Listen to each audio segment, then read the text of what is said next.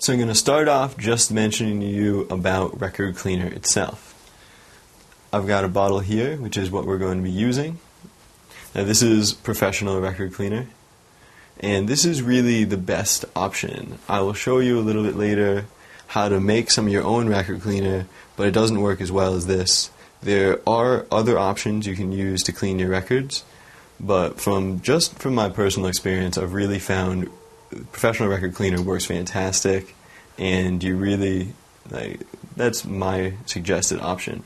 There's a variety of places you can buy them. You might be able to find them at record stores. You might be able to find it at an electronic shop that sells vinyl equipment or equipment for playing vinyl. I usually shop online.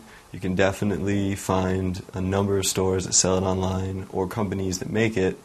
There are a variety of companies that put out record cleaner, and you should try a few, see what works for you.